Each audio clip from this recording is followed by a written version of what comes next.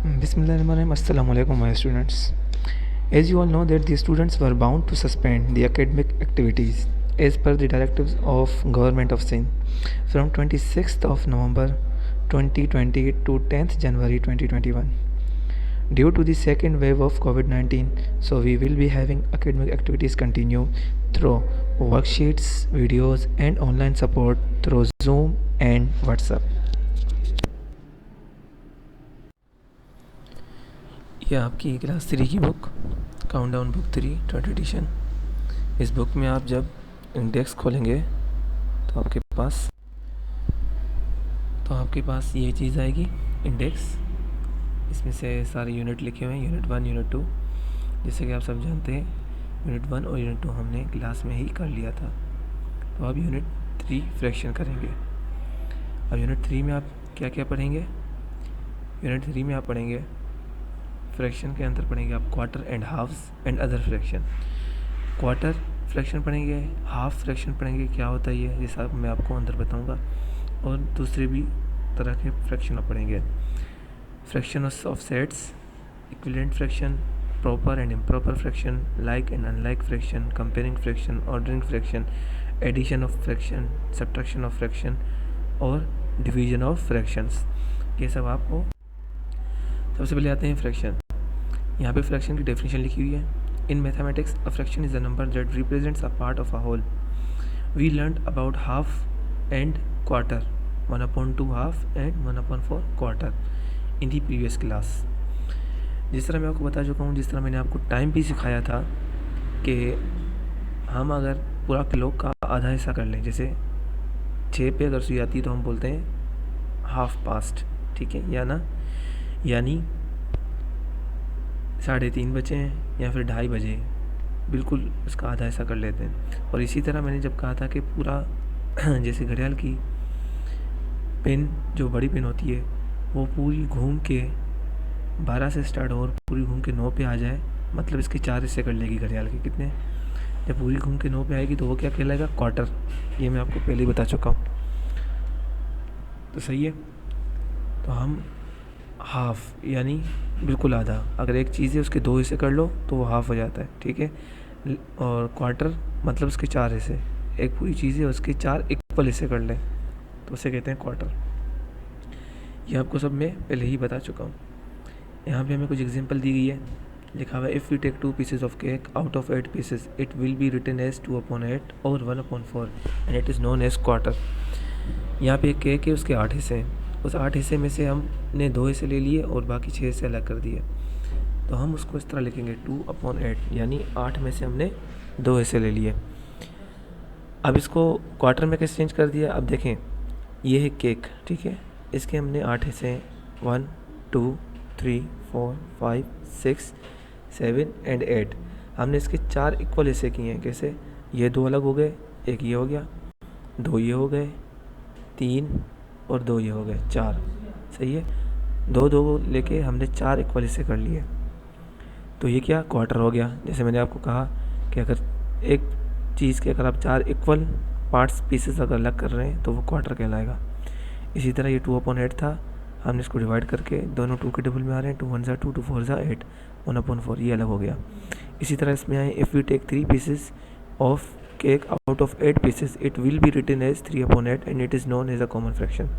अब देखें, अगर हम 8 पीसेस में से 3 पीसेस अलग कर रहे हैं और बाकी 5 अलग हो रहे हैं, ठीक है, तो हम क्या करेंगे? लिखेंगे 3/8, यानी 8 में से हमने 3 पीसेस लिए और ये फ्रैक्शन क्या कहलाता है? Common fraction. सही है। इसमें देखें डिवाइड नहीं हो रहा, 3/8 यही होगा, इसमें कोई डिवाइड नहीं होगा। ये 3 के टेबल में 8 नहीं आता और 8 के टेबल में 3 नहीं आता, और ऐसा कोई भी टेबल नहीं है जिसमें ये दोनों आए, तो ये कॉमन फ्रैक्शन कहलाएगा, ये क्वार्टर, ठीक है। और नंबर 3 है if we take 4 pieces of cake out of 8 pieces it will be written as 4/8 and 1/2 and it is known as a half. अब हम इनके जैसे 8 पीसेस थे, इनमें इनके जो है ना, इनको बिल्कुल हाफ़ कर देते हैं, यानी 4 पीसेस अलग करते हैं और 4 अलग, ये बिल्कुल इक्वल हाफ़ हो जाएगा। एक बात याद रखनी है, जब भी करना है हमें इक्वल चीज़ें लेनी है, ठीक है, इक्वल पीसेस। यानी कोई अगर आप 2 ले रहे हैं तो सारे 2 ही लेने पड़ेंगे, अगर आप 3 ले रहे हैं तो सारे 3 लेने पड़ेंगे, ठीक है, फिर ही क्वार्टर या फिर हाफ़ बनेगा। सही है। ऐसे हमने यहाँ से 4 यहाँ पे ले लिए, 4 यहाँ पे, दोनों इक्वल हो गए और ये बिल्कुल हाफ हो गया। सही है, दोनों जगह पीसेस एक ही है। तो हम यहाँ क्या लिखेंगे, हम यहाँ लिखेंगे 8 में से हमने 4 पीसेस ले लिए और अगर इसको डिवाइड कर दें तो ये हाफ भी हो सकते हैं। देखिए 4 1 ज़ा 4 और 4 2 ज़ा 8, ये दोनों एक ही टेबल में आते हैं, वो टेबल 4 का है। और ये फ्रैक्शन हाफ फ्रैक्शन कहलाता है, जिसके नीचे 2 हो, यानी 1/2 हाफ फ्रैक्शन, और अगर 1/4 हो तो क्वार्टर फ्रैक्शन, और अगर इस तरह का है जिसमें कोई डिवाइड ना हो तो वो कहलाता है कॉमन फ्रैक्शन। ठीक है,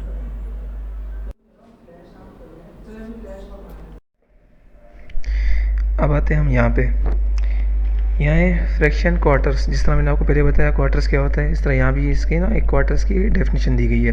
लिखा हुआ है व्हेन अ ग्रुप और an object is divided into quarters. कोई ग्रुप या कोई ऑब्जेक्ट अगर क्वार्टर में डिवाइड होता है तो क्या होता है उसमें, इट हैज़ 4 इक्वल पार्ट्स, उसके 4 इक्वल पार्ट्स होते हैं। 4 पार्ट्स करते हैं लेकिन इक्वल, अगर 3 के पार्ट्स कर रहे हैं तो चारों पार्ट्स 3 के होंगे। जैसे हमारे पास अगर पेंसिल है, अगर हम चाहते हैं कि इसको 4 हिस्सों में तब्दील करें, तो हमारे पास 12 पेंसिल हैं। ठीक है, तो इसको हम अगर 4 पार्ट्स में डिवाइड करेंगे तो क्या करेंगे, 3 करके करेंगे, 3 ये 3 ये 3 ये और 3 ये 4 इक्वल पार्ट्स हो गए। हम ये नहीं कर सकते कि दो यहाँ कर दें, 3 इधर कर दें, फिर इधर 4 कर दें, इधर 2, नहीं, ये क्वार्टर नहीं कहलाएगा। क्वार्टर में क्या होता है, 4 इक्वल पार्ट्स होते हैं। ठीक है, अब यहाँ भी ये हुआ है, सारा has divided her pencil collection into quarter. सारा ने पेंसिल कलेक्शन क्वार्टर में डिवाइड कर ली।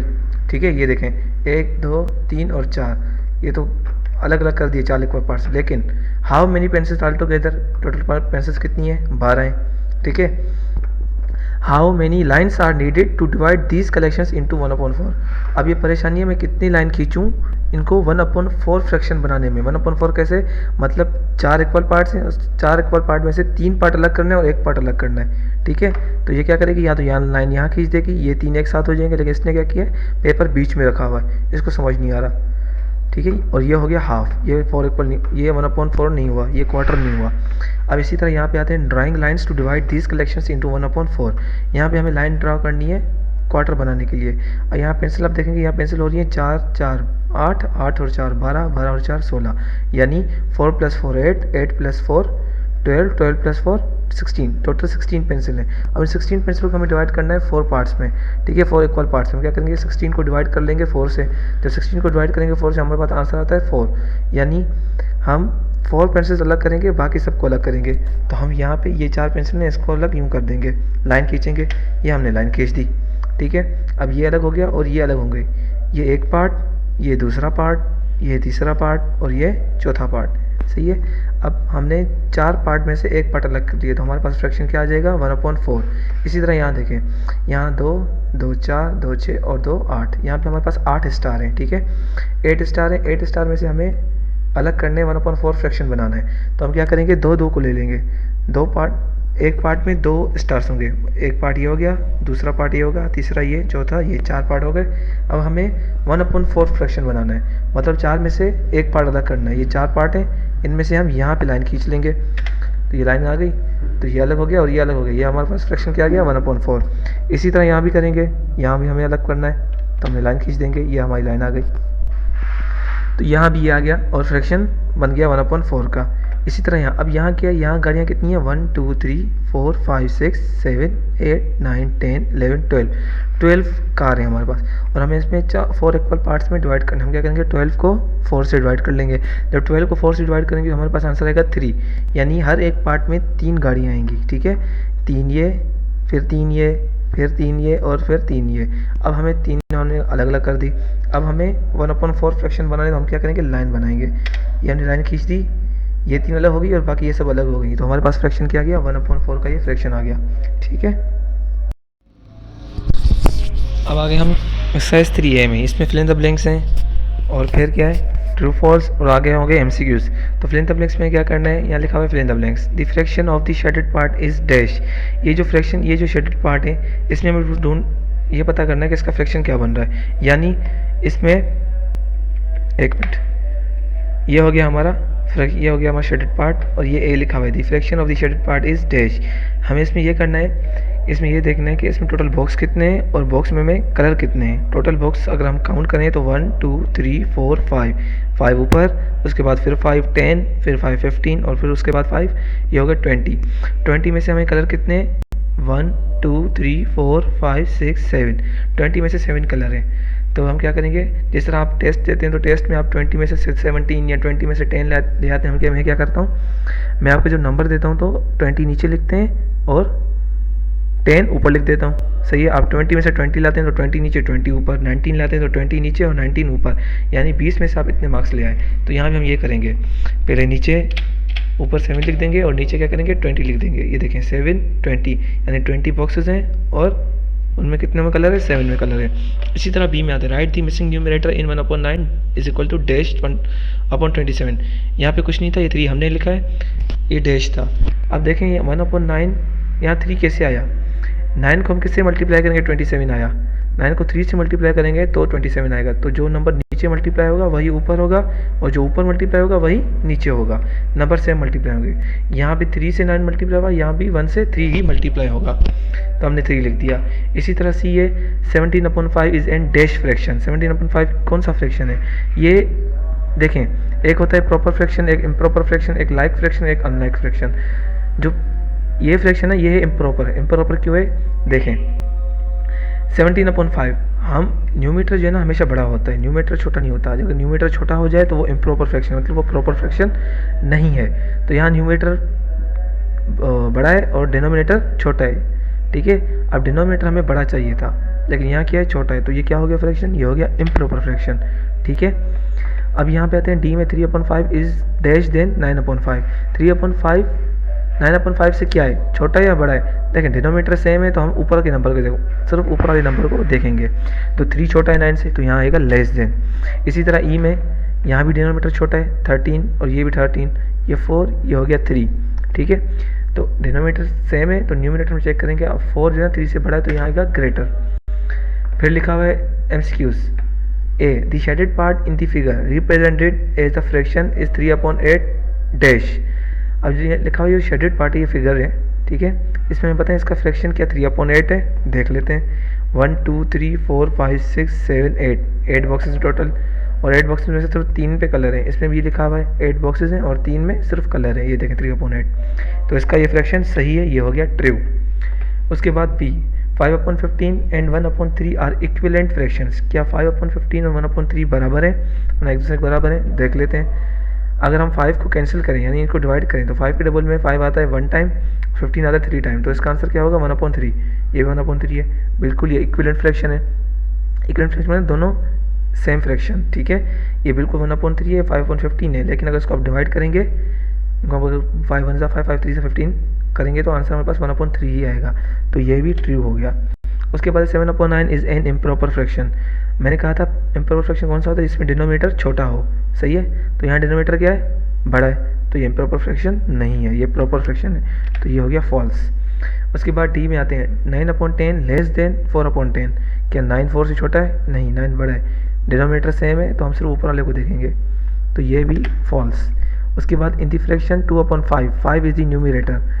अब इसमें लिखा हुआ है इस फ्रैक्शन में न्यूमरेटर क्या है 2 है, लेकिन यहाँ क्या लिखा है 5, तो ये भी फॉल्स हो गया। अब हम आते हैं MCQs पे, ठीक है।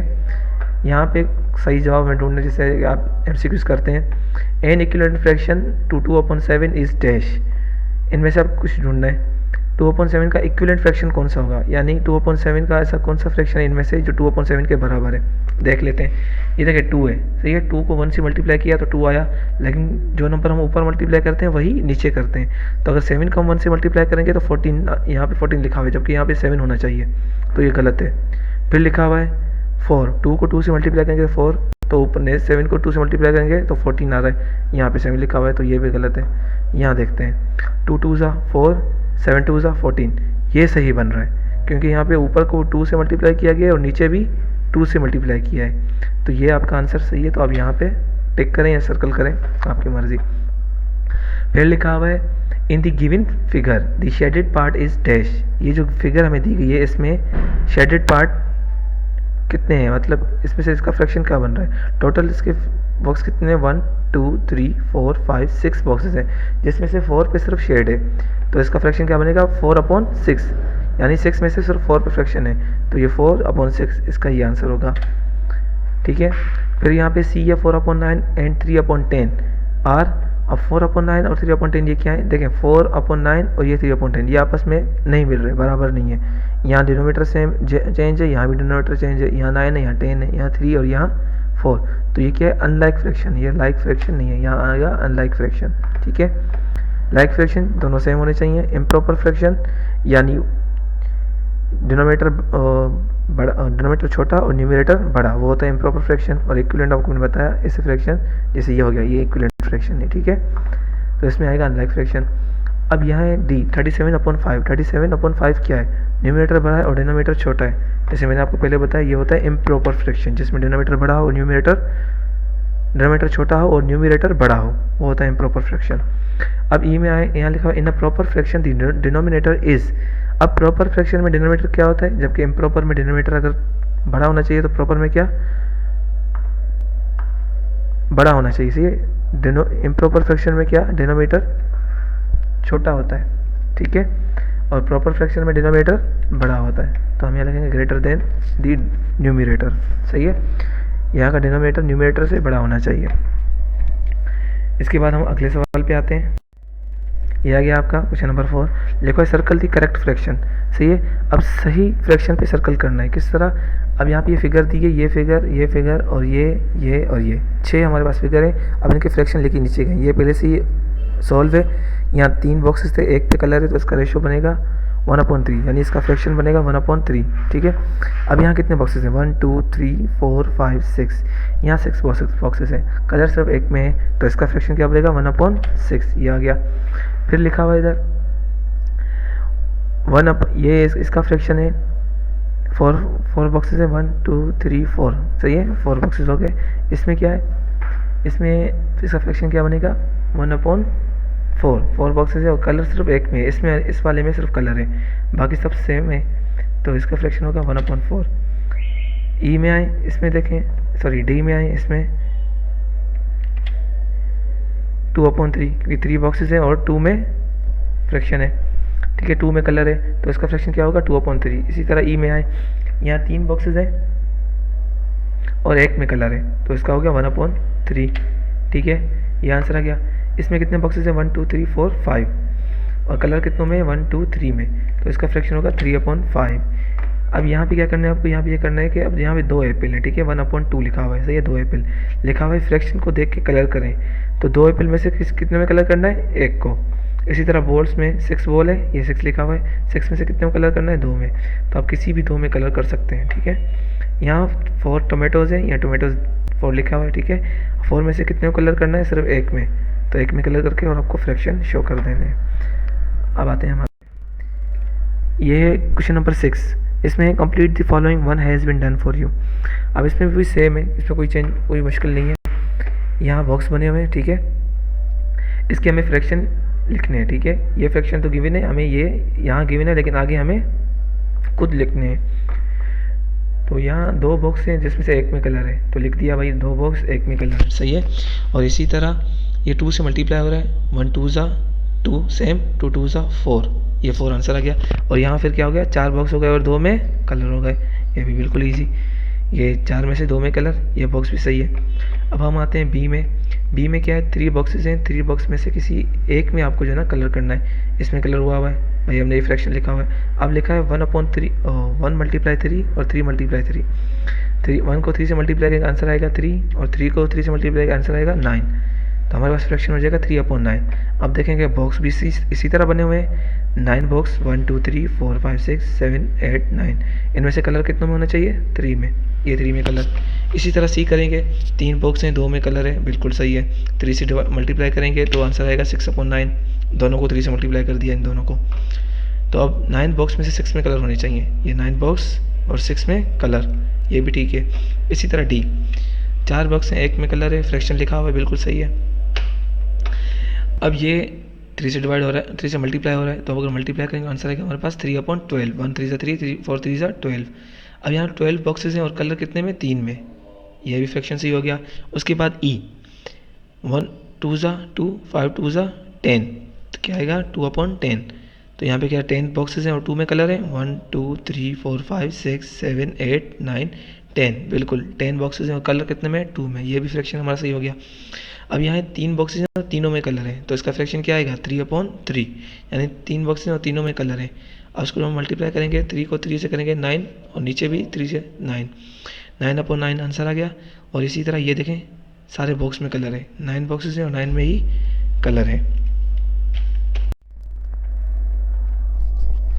अब आते हैं हम एक्सरसाइज 3B के क्वेश्चन नंबर 4 पे। यहाँ लिखा हुआ है ऐड दी फॉलोइंग, इनको प्लस करना है और बिल्कुल सिंपल है, कोई मुश्किल नहीं है, ठीक है। जिस तरह आप सिंपल प्लस करते हैं इधर भी इधर प्लस होगा। यहाँ पे देखें डिनोमीटर सेम है, तो सही है, डिनोमीटर सेम ही आ जाएगी, ये आपस में प्लस नहीं होंगे, प्लस क्या होगा ये दोनों होंगे। यहाँ डिनोमीटर सेम हो गए तो ये सेम 8 ही आएगा। तो 2 + 5 कितना होगा 7/8, क्योंकि ये नीचे सेम है, ठीक है। अगर यहाँ पे दोनों नंबर सेम होते और यहाँ अलग अलग होते तो हम इसको सेम लिख देते और इसको प्लस करके यहाँ लिख देते, ठीक है। फ्रैक्शन में इस तरह होता है। अब यहाँ पे ये फ्रैक्शन है 4/7 + 2/7, ठीक है। 4 को 2 से प्लस करेंगे तो क्या आएगा आंसर 6 और 7 नीचे सेम आ जाएगा 6/7। इसी तरह C 1 + 7 8 9 सेम आ गया। फिर D देखें 3/5 + 1/5, इसको प्लस करेंगे तो क्या आएगा 4/5, 5 नीचे सेम ही आ जाएगा क्योंकि वो यहाँ भी 5 है यहाँ भी 5 है तो सेम आ जाएगा। फ्रैक्शन में हम यही करते हैं, जो नंबर दोनों जगह सेम होते हैं उसको वही लिख देते हैं, उसको प्लस नहीं करते। और जैसे यहाँ पे अब यहाँ नीचे दोनों नंबर सेम है और ऊपर यहाँ भी 1 है यहाँ भी 1 है, तो इसका आंसर क्या आएगा 2/3, ये भी सेम आ जाएगा, ठीक है। अब यहाँ लिखा हुआ है 3 + 4/3/8 4/8।